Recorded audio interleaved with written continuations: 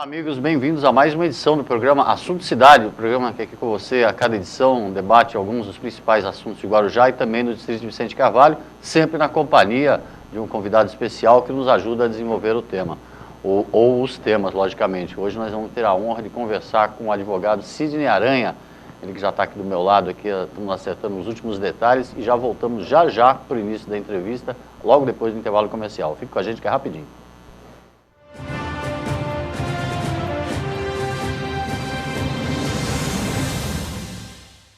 Há 22 anos no mercado, a Texa especializou-se em realizar sonhos e superar expectativas. A Texa garante excelência na execução dos mais arrojados projetos residenciais e corporativos, utilizando a soma da experiência de ambos segmentos em todas suas obras. A qualidade do residencial, a agilidade do corporativo e total gerenciamento resumem o produto que a Texa entrega a seus clientes. Litoral, Avenida Ademar de Barros, 1347, terceiro andar. Telefone 13-3308-1717.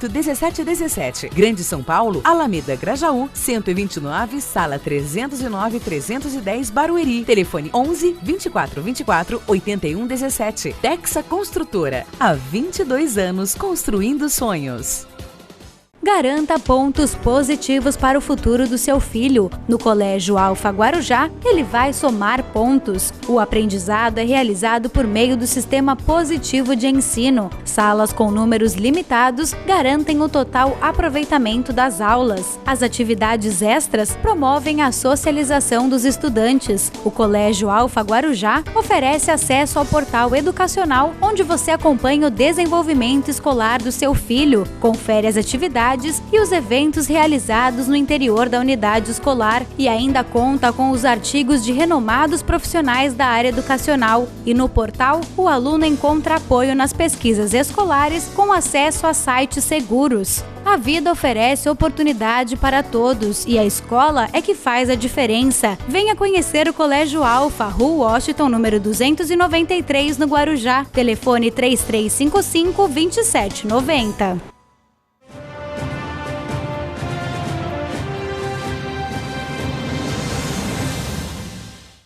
Bem, voltamos então para o início da entrevista, como eu falei, com o advogado Sidney Aranha, a quem eu agradeço a presença e deixo um espaço para você cumprimentar o telespectador. Obrigado. Obrigado, é um prazer fazer seu programa e é o primeiro do ano, né? Primeiro do ano, Fico exatamente. muito feliz e honrado com esse ônus, né? Esse encargo de fazer o primeiro programa do ano.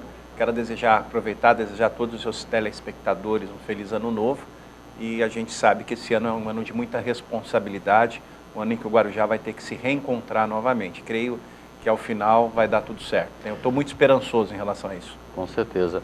Até o objetivo justamente de convidá-lo para fazer o primeiro programa do ano, justamente porque é um ano importante para a definição do futuro de Guarujá e ao longo das últimas semanas você vem, vamos dizer assim, provocando os demais pré-candidatos, né, fazendo um chamamento público para que houvesse para a realização de debates sobre o assunto. É a intenção do programa, eventualmente, lógico que a gente não tem muita estrutura técnica, mas é minha intenção fazer, eventualmente, alguns debates, mas esse seu chamamento, o objetivo justamente de discutir os assuntos pertinentes à cidade. Não tem a menor dúvida. Eu acho que nós temos matéria-prima mais do que suficiente para discutir todos os problemas da cidade. Nós temos... eu até outro dia falei no Facebook, esses dias, nós temos uma crise permanente no Guarujá, não é uma crise só por conta de um acidente, como aconteceu recentemente, nós temos uma crise permanente no Guarujá e nós temos que tirar lições de alguma coisa. 2008 e 2012, nós quase não debatemos, né? Poucas pessoas lembram, nós tivemos um debate em 2012 na UNAERP, que foi promovido pelo nosso querido amigo Zaidan, da TV Costa Norte. Esse debate acabou não indo para o ar e esse debate teve até ameaça de bomba. Teve um debate que foi previsto para ser realizado na Uniesp, que também não foi realizado. E na eleição passada, nós tivemos um debate, que foi um debate, acho que foi o melhor, e um debate com cara de debate mesmo, que foi promovido pela TV Santa Cecília. Veja você, uma instituição de ensino fora do Guarujá fez isso. E nós tivemos depois, logo quase no final da eleição, um debate na UNAERP. E depois, no segundo turno, nós tivemos um debate da TV Tribuna. O debate é importante porque nós vamos conseguir descobrir qual candidato tem conteúdo e não tem conteúdo. Qual candidato tem projeto para a cidade e não tem projeto. Nós empinarmos uma eleição só no nome, só no carisma, só no individualismo é muito perigoso, porque nós podemos ter, e está muito claro para mim que alguns, e eu não vou citar nome, mas alguns estão armados para dizer o seguinte: se ganhar eventualmente no carisma ou só no nome, quando chegar lá no dia 1º de janeiro de 2017, falar assim, olha, a culpa é do governo passado, deixaram um rombo financeiro para a gente. Isso é muito comum na administração pública. O que nós temos que entender é que todos os candidatos têm que ter absolutamente, têm que ter a ciência do que está acontecendo. Existe uma escassez de recursos, há muitos problemas a serem resolvidos aqui no Guarujá, mas só no confronto de ideias é que nós vamos saber quem está mais capacitado para enfrentar esses 4 anos seguintes, que serão 4 anos de reconstrução no Guarujá. Eu vejo algumas pessoas, por exemplo, aquele que tenta falar de saúde, não é dando consulta no meio da rua ou andando de branco, estetoscópios no pescoço, que vai resolver o problema da saúde. O problema da saúde vai muito além do que a consulta, do que o carisma como médico. O problema do Guarujá, por exemplo, tem um que fala muito do porto, vai muito além da questão só do porto. Né? E eu digo mais, Valdir, eu disse recentemente num programa de TV em Santos, e eu recebi o material do Instituto Poli sobre o perfil de desenvolvimento econômico da Baixada Santista. Qualquer prefeito, qualquer pessoa que tenta ser prefeito do Guarujá, ou que queira ser prefeito do Guarujá, ele não tem que conhecer só o Guarujá, ele tem que conhecer as características dos 9 municípios da Baixada Santista. Nós vivemos numa região metropolitana, onde qualquer tipo de movimento mais brusco no Guarujá impacta em Santos, e em Santos vai impactar no Guarujá, e sucessivamente São Vicente, Praia Grande, e é assim que tem que ser. Nós temos que estar absolutamente capacitados para aquilo que nós queremos enfrentar. Será um grande desafio, e só através do debate que nós vamos saber quem tem o melhor projeto.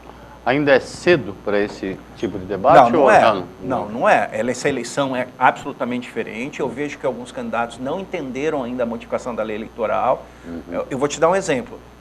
Eu vejo entrevistadores e jornalistas nos chamar de pré-candidato. Não precisa mais disso. Nós somos candidatos. Seremos oficializados a partir das convenções dos partidos. Mas já somos candidatos. Hoje nós já podemos dar entrevistas dizendo eu vou fazer isso, eu vou fazer aquilo. Algo que não podia. É um erro achar que a eleição diminuiu o tempo. Diminuiu o tempo em que você comunica ao seu eleitor o seu número. Mas a eleição já está em pauta, a eleição já está aí. Nós não podemos novamente no Guarujá eleger alguém que não tenha projeto, que não tenha planejamento. A falta de planejamento leva ao caos, leva à confusão, à balbúrdia, ao tumulto. Guarujá experimentou isso essa semana. Nós não tínhamos um plano de evacuação, um planejamento de crise. Quando você não tem planejamento de crise, quando você não tem um plano de evacuação, aconteceu no Guarujá a semana passada, a mesma coisa que naqueles filmes americanos. Saiam das suas casas, vocês têm que sair daqui, tem gás. As pessoas saem para ir aonde? Eu vou dar um exemplo claro disso, como o planejamento é importante. Em São Paulo, nós estamos tendo o movimento pelo passe livre lá. Os protestos. Os dois confrontos que nós tivemos inicialmente, eu não vou entrar nem no mérito da violência ou não, mas foi por quê? Porque os manifestantes iniciaram o trajeto e no meio do trajeto quiseram mudar o trajeto. No terceira manifestação, eles iniciaram o trajeto, cumpriram o trajeto e terminaram o trajeto. Não teve tanta violência ou tanto confronto. Significa dizer, o que a Polícia Militar falava, e qualquer organização, qualquer corporação do mundo diz isso. Nós temos que ter um planejamento, um plano de tudo que nós vamos fazer. Aliás, o Vladimir Safatli, que é um dos grandes pensadores do Brasil, aliás, o Julinho está comigo, eu descobri recentemente que ele é filósofo, mas ele é formado em propaganda e marketing. Ele diz o seguinte: as ideias é o adubo, a semente para a realidade. A gente só vai realizar e concretizar se antes nós planejarmos, idealizarmos. E é isso que tem que ter. Eu vejo, Valdir, que tem pré-candidato que se acha já até ganhei a eleição, que não sabe, por exemplo, que 64% da população do Guarujá vive com até 3 salários mínimos. Não sabe, por exemplo, que 47% da população do Guarujá são brancos e 45% são pardos. Não sabe, eu vejo até candidato fazer discurso de combate e controle à natalidade, quando o Guarujá é a cidade que só perde em desaceleração demográfica para Santos. É a cidade que menos está crescendo ao longo dos últimos 10 anos. É uma cidade que está envelhecendo. Por exemplo, isso é um dado importantíssimo. A rede pública de saúde, a médio prazo, vai ter que ter geriatra e gerontólogo, porque em breve a população do Guarujá será uma população de idosos. E só assim que você planeja. Então eu não vejo, e aí é importante no debate, porque a gente vai ver quem realmente está estudando. As críticas, algumas críticas que se fazem à sua postulação, à sua intenção de se candidatar à prefeitura, é o fato de você nunca ter passado por um outro cargo, um cargo de vereador, um cargo de secretário, alguma coisa. Como é que você responde a isso? Eu acho que não tem, assim, eu acho que é uma bobagem isso. Como advogado, eu provei com as questões da água, da Sabesp, questão da fila da balsa, questões de cidadania, que eu respeito todos os vereadores, mas eu acho que eu tenho um trabalho prestado muito maior do que... Eu acho que eu tenho um trabalho prestado muito maior do que o próprio deputado federal. A obra da Sabesp custou 100 milhões a estação de tratamento de água, né? Enquanto o deputado federal do Guarujá hoje fala em emendas durante 4 anos de 5 milhões. Né? 4 vezes 5, 20. E eu só numa obra, a gente colocou 100 milhões. A estação de tratamento é a obra de saúde pública de maior importância da história do Guarujá. Não vejo, eu vejo que nós tivemos bons prefeitos que foram vereadores e depois foram prefeitos, como nós tivemos prefeitos muito ruins que foram vereadores e depois foram prefeitos. Eu não quero citar o nome de cada um, mas não vejo, acho que a política não faz de forma linear.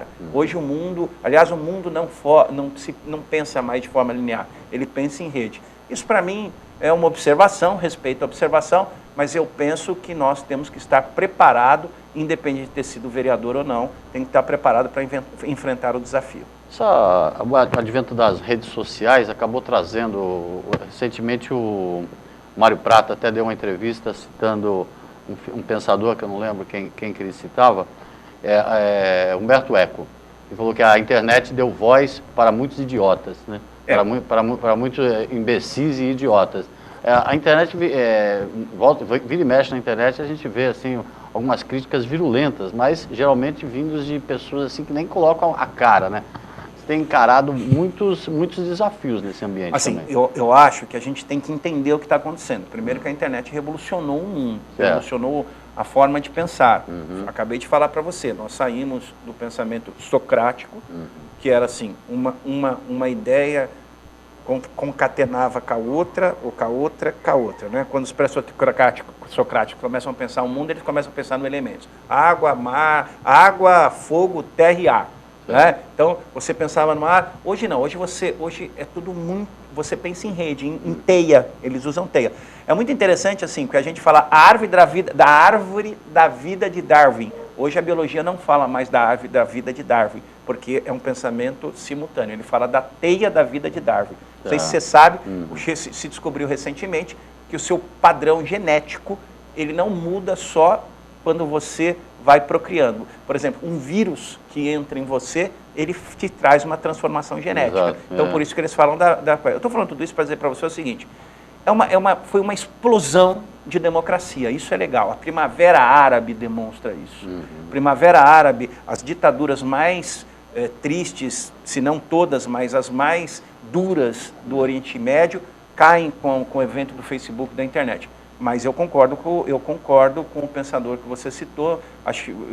Eu acho que a internet realmente ela deu voz ao preconceito mais nefasto que tem na humanidade, que é a intolerância religiosa, que é a hipocrisia. Assim, o que eu vejo hoje, por exemplo, na internet do Guarujá, pessoas que as conheço, que tem perfil de mau caráter, de corrupção, de ladroagem, de tudo aquilo que você pode achar mais nojento na política, hoje eles se acham juízes. Eu recentemente participava de um grupo de WhatsApp e eu acabei saindo do WhatsApp porque pessoas que eu conheço, o perfil político dessa pessoa, que é um perfil absolutamente errante, para não dizer outra coisa, se acha. Eu acho que a internet, mais do que formulou idiotas, deu toga para muita gente. Toga no sentido de que as pessoas acham que agora podem ser juízes da vida alheia de uma forma muito contumaz e muito corriqueira. E o grande problema do Guarujá é que o Guarujá esquece que ele foi palco da maior tragédia que a internet já provocou no mundo, que foi a morte da moça chamada Fabiane no Morrinho. E que nós estamos numa cidade em que modificou a forma das grandes inteligências, dos grandes pensadores do mundo hoje, como Bauman, Ângelo Di Massimo, que são os grandes pensadores hoje do mundo contemporâneo, estão reescrevendo o papel da rede social no Brasil, no mundo, por conta desse evento, e nós não conseguimos parar aqui no Guarujá com o ataque vil, covarde, feito anonimamente na internet, no qual eu sou vítima. Eu sou vítima, até do ponto de vista pessoal. As pessoas falam da minha ex-esposa que faleceu, que você conheceu, as pessoas falam da minha vida pessoal, as pessoas falam como se eu não tivesse filho, como eu não tivesse enteada, como se eu não tivesse neto. Recentemente eu não gosto do político deputado federal que está aí. Não gosto, acho que ele é o pior de todos os que tiveram no Guarujá. Mas eu não pude concordar, só tenho uma nota até na rede social, num ataque violento que fizeram à família, supostamente de uma ligação amorosa. A primeira ligação amorosa do político, ao meu ver, não deve ser discutida dessa forma. E segundo, tudo aquilo era uma grande mentira, porque a moça sequer tem qualquer ligação com o deputado, a moça tem filhos, a moça tem uma família. Então, eu falava recentemente num programa aqui, que nós temos que avançar e discutir legislação específica para crimes cibernéticos. Aliás, a prefeita resolveu dar um pitaco na minha conversa, no programa do Gilson Lima, e falei uma enorme bobagem, dizendo que no Brasil a gente tem lei específica para crimes na internet. A prefeita confundiu a lei, confundiu não sei se confundiu, mas a lei Carolina Dickmann, ela tipificou ou criminalizou a invasão de computadores. Ela não tipificou o ataque à moral, o ataque de injúria, difamação e calúnia. Para você ver, nós temos a injúria, difamação e calúnia própria do pleito eleitoral, que está no Código Eleitoral, e não temos um crime próprio da internet. Aliás, injúria, difamação e calúnia que levou aqui muita gente a perder mandato a partir da eleição de 2000. Nós que somos históricos, nós lembramos disso. É desagradável, né? Porque empobrece o debate político, que devia ser, como você falou, já tem muito problema para se discutir, e tem a impressão que eu tenho, a gente estiver conversando, a expressão que a gente usou, eles têm uns esqueletos na sala, né? Eu lembro, por exemplo, da EBUC está anos em extinção, aquele processo de extinção. Ninguém tira o esqueleto do armário. Ninguém tira o esqueleto do armário. E gozado que as empresas de Cubatão, que é a Estilo Imurg, de Santos e de São Vicente, funcionam até hoje.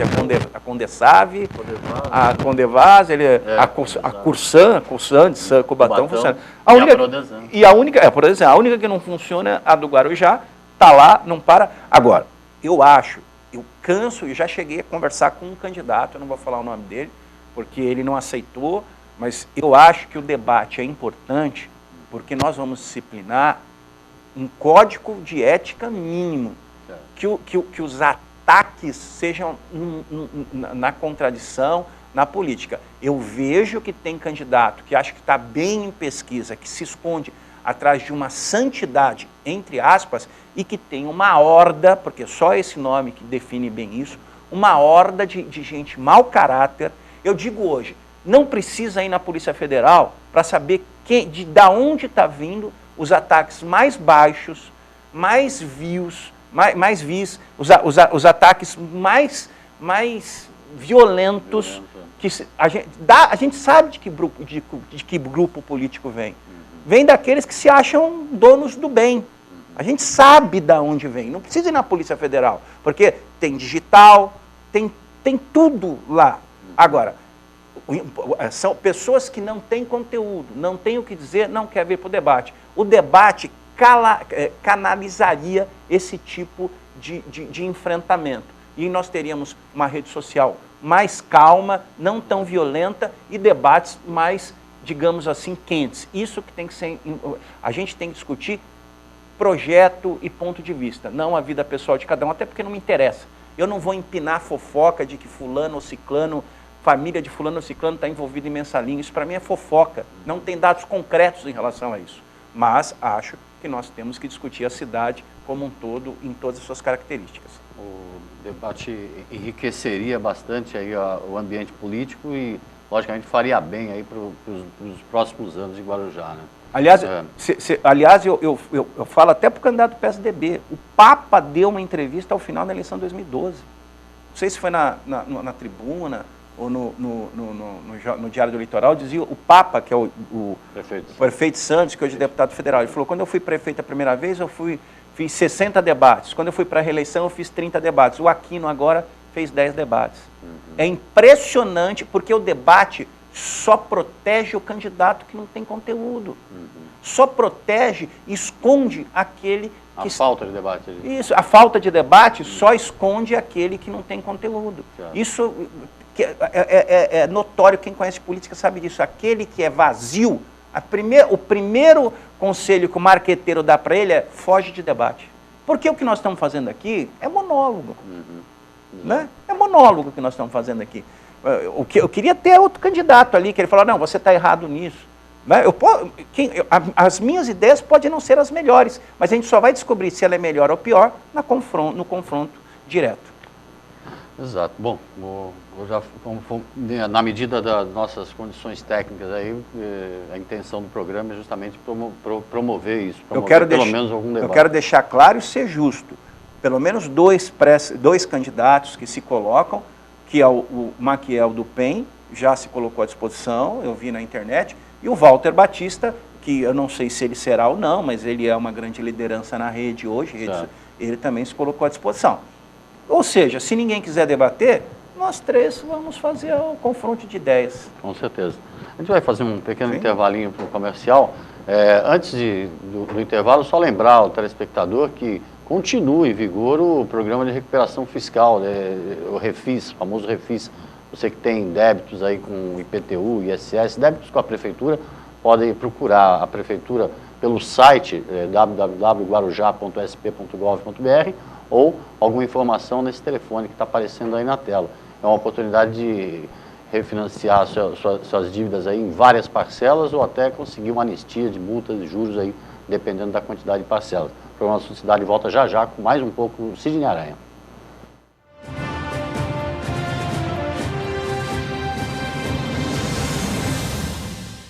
Garanta pontos positivos para o futuro do seu filho. No Colégio Alfa Guarujá, ele vai somar pontos. O aprendizado é realizado por meio do sistema positivo de ensino. Salas com números limitados garantem o total aproveitamento das aulas. As atividades extras promovem a socialização dos estudantes. O Colégio Alfa Guarujá oferece acesso ao portal educacional, onde você acompanha o desenvolvimento escolar do seu filho, confere as atividades e os eventos realizados no interior da unidade escolar e ainda conta com os artigos de renomados profissionais da área educacional. E no portal, o aluno encontra apoio nas pesquisas escolares com acesso a sites seguros. A vida oferece oportunidade para todos e a escola é que faz a diferença. Venha conhecer o Colégio Alfa, Rua Washington, número 293, no Guarujá. Telefone 3355-2790.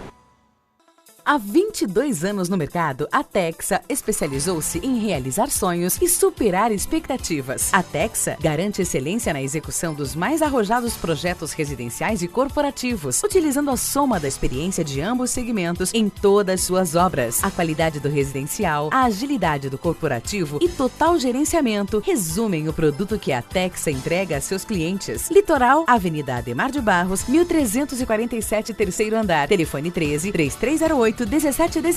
Grande São Paulo, Alameda Grajaú, 129, sala 309-310, Barueri. Telefone 11-2424-8117. Texa Construtora. Há 22 anos construindo sonhos.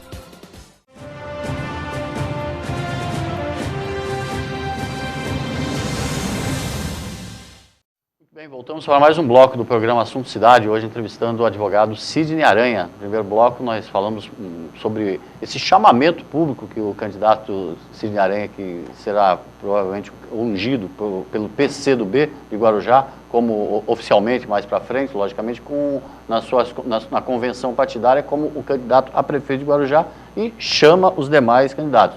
A gente tem aqui a intenção, pelo programa Assunto Cidade, dependendo das condições técnicas, de participar dessa cruzada aí, em nome dos próximos anos de Guarujá, que seria muito importante. A gente comentou, falou mais ou menos de passagem, no primeiro bloco, sobre a atuação do deputado federal aqui do Guarujá, que vem, em alguns casos, usa um marketing assim, para falar que está fazendo isso, está fazendo aquilo, mas na verdade a gente não vê assim uma atuação formal, assim, uma coisa prática, assim, até agora, passado um ano de mandato, o Guarujá parece que nem tem um deputado. Eu sempre tenho dito em todos os programas, esperei um ano para falar isso, dei um ano, quer dizer, não na questão de magistrado ou de juiz, não sou, mas na questão de agente político, eleitor. E de cidadão. De cidadão, eu dei um ano para ele para esperar ver o que ele ia fazer de fato. Eu acho que é o pior deputado de toda a história do Guarujá. Aliás, dia 15 nós tivemos feriado municipal da cidade, dia de Santo Amaro, né? Depois nós comemoramos a emancipação política em julho, né? Junho. E o deputado, você entra no site da Câmara dos Deputados, ele fez uma moção de congratulações para a cidade de Lorena, pelo aniversário da cidade, não aniversário do Guarujá. Eu falo isso porque, acho que era Nelson Rodrigues que falava que o patriotismo, né, era o último porto seguro dos canalhas. Então, eu penso que eu ouvi muita conversa de que nós temos que eleger um deputado do Guarujá, e esse deputado nunca foi do Guarujá. Se você entrar na prestação de contas dele, nas cotas parlamentares, por exemplo, o sem parar dele, o endereço dele é de Barueri, ele não é daqui. Todas as nomeações que ele anda fazendo, SPU e por afora, só gente de fora. E eu não fui, você sabe disso, que eu fui oposição ao Maurício Mariano, mas se você comparar os dois mandatos, que foi o último e único deputado federal que nós tivemos na cidade de Maurici, comparar hoje com o Marcelo, é sofrível a performance do Marcelo. O Marcelo disse que é oposição, paga R$2.000 por mês para uma empresa de Brasília filmar algumas falinhas dele, normalmente dentro do gabinete, ele coloca no Facebook. Só que, né, o Maurici, em 92, quando foi um arqui-inimigo do então prefeito Rui Gonzalez, ele usava o plenário da Câmara. O Marcelo nunca usou o pequeno expediente de segunda-feira, onde os deputados podem fazer longos discursos, falando ou relatando como é que está a situação no Guarujá. Então, aqui ele disse que é oposição à prefeita municipal. Lá, ele é amiguinho. Aliás, o grupo político dele é amigo. Se ouviu o presidente da Câmara falando, o presidente da Câmara é amigo da prefeita, o candidato do PSDB votou 7 anos com a prefeita, são amigos. Então, ele é equivocado em todos os aspectos. Os projetos que ele apresenta, aquele da portabilidade, ele só subscreveu, não é de autoria dele. Um é de isenção de IPI em órteses e próteses, você vai pegar o voto do relator do projeto. O relator do projeto disse que o projeto é impreciso de ponto de vista tributário, porque já existe isenção de IPI. Está pedindo uma coisa que já existe. E, além disso, está pedindo uma coisa que não é da competência legislativa dele. Todo mundo sabe que o parlamentar não pode apresentar projeto de lei que cause qualquer que mexe com dinheiro, dá impacto financeiro no orçamento. Como ele apresenta um projeto de lei modificando o Estatuto do Idoso, dizendo que depois de 59 anos os planos de saúde não podem aumentar o plano de saúde para aquele que está, aquele que já está indo para a terceira idade. O problema não, isso politicamente é até generoso e soa bem no seu ouvido, né? Mas o problema é que quem vai pagar aquilo, né? Aquilo cria um déficit, porque a ANS, a Agência Nacional de Saúde Suplementar, entende que o plano de saúde aumenta quando você vai ficando mais idoso, porque você utiliza mais. O que seria inteligente, deputado, era você talvez fazer uma compensação. Ou seja, quando jovem, se você não usou, você não causou despesa para o plano de saúde, que nem mais ou menos seguro. Se você não utilizou, você vai ter desconto. Um desconto mais para frente. Isso é inteligente, isso o mercado pode discutir. O que não pode discutir é você apresentar uma conta e não dizer de onde vem. Então, esse é o deputado com equívocos enormes, aliás, com um discurso absolutamente vazio, inconsistente. E recentemente caiu por terra um dos pilares da eleição dele no ano passado, não só dele, né, com a questão do hospital. Do candidato do PSDB também, que prometeram, né, um hospital público, vociferaram que em 45 dias, no início do mandato, o hospital estaria funcionando com SUS, e acabou. Mas qual foi a promessa que o deputado fez, por exemplo? Quanto o presidente da Câmara que ele cumpriu? Quanto o vereador que ele cumpriu? Não existe nenhuma, absolutamente nenhuma promessa, nem a questão de tributar o Yacht Clube, que foi uma bandeira dele, lembra disso? Como presidente da Câmara, o que eu me recordo é que ele tirou a TV Câmara do ar, só isso. Nenhuma promessa da vida política desse moço foi cumprida, e não será agora. Se elegeu deputado por um acaso do destino, foi feliz na escolha do partido dele, mas eu gostaria que a população não olhasse ele, porque ele não é candidato em 2016, olhasse a quem está ao lado dele, porque esse rapaz não tem compromisso com a cidade, ele tem compromisso em se manter no poder, porque quando ele perde a eleição, ele some. Ele foi vereador de 92 a 96 no Guarujá, candidato a prefeito em 96, o vice dele era o Bebê Jonso, candidato no PSL, perdeu a eleição, entra na internet e procura o nome dele de 96 a 2008. Ele sumiu do Guarujá, desapareceu, ele só vem no Guarujá para ganhar uma eleição com muito poder aquisitivo. Eu esperei um ano para falar isso, porque a gente tem que dar crédito, ver o que acontece, por exemplo, porque essa briga com a prefeita agora só acredita quem quer, só acredita quem quer. Então, isso é uma artimanha de publicitário, de marqueteiro, para tentar fazer, porque nas pesquisas ela apresenta, por exemplo, na minha pesquisa, ela está com 91% de rejeição. Ele nunca foi oposição, ele nunca foi oposição a nada. Aliás, ele está na base de governo, na base de sustentação e de apoio do governo Dilma, e ele não fala isso aqui no Guarujá. Aí, quando as pessoas falam mal da Dilma, ele anui, mas ele é da bancada de sustentação. Recentemente, numa entrevista concedida aqui para o programa Assunto Cidade, ele defendeu, inclusive, o Eduardo Cunha, dizendo que foi o melhor presidente da Câmara. E o Eduardo Cunha, que está devidamente comprovado pelo Procurador-Geral da República, que transitou 490 milhões nas contas de Eduardo Cunha. Aliás, não quero dizer que ele foi um beneficiado, mas existe uma investigação em que o Eduardo Cunha ajudou, no mínimo, acho que 30 ou 40 deputados federais se elegerem. Ele ajudou com dinheiro 30 ou 40 deputados federais se elegerem para que ele pudesse ter esses deputados na mão e eleger ele. Ele foi da tropa de choque do Eduardo Cunha. Aliás, se você resgatar o programa Roda Viva, no início do ano passado, o Eduardo Cunha inaugura logo o primeiro programa do ano na TV Cultura, existe uma imagem dele chegando que o Marcelo Squassoni está junto. Aliás, o Marcelo Squassoni é anunciado como convidado, porque você tem o primeiro anel de entrevistadores e o anel de cima são os entrevistados, são os convidados. Ele está lá. Ele estava ali como fiel escudeiro, primeira ordenança do Eduardo Cunha, que é esse cara que está envolvido nas corrupções mais nefastas que esse país pode imaginar. Ou seja, mais uma oportunidade perdida de Guarujá. Mas aí as pessoas acreditaram porque quiser. Quando as pessoas votam sem discutir projeto, quando as pessoas votam em nome, eu digo para você, na eleição passada, 2012, entra aí, está lá disponível ainda, quem registrou o programa de governo. Você agora, para registrar a candidatura, você tem que registrar um programa de governo. Teve candidato que teve votação gigantesca no Guarujá que tinha 2 folhinhas. 2 folhinhas. Não tinha plano de governo. Mudando um pouco de assunto, quais as consequências no ambiente jurídico, você aproveitando aí seu conhecimento como advogado, desse acidente da semana passada aí da Local Frio? Eu acho que a discussão não é nem jurídica, eu acho que a discussão é histórica. É histórica porque o governo realmente perdeu noção de que é o certo e que é errado. Me parece, por exemplo, fizeram um gabinete de crise, onde as pessoas tinham que estar discutindo permanentemente as soluções daquela tragédia. A prefeita não participou desse gabinete de crise. Como assim não participou? Ela passou o tempo todo dando entrevista. Ela estava ao vivo na Rádio Bandeirantes, ela estava ao vivo na TV Bandeirantes, ela estava ao vivo na Globo News, ela estava ao vivo na Record. Ela passou o tempo todo dando entrevista, então ela não estava no gabinete de crise.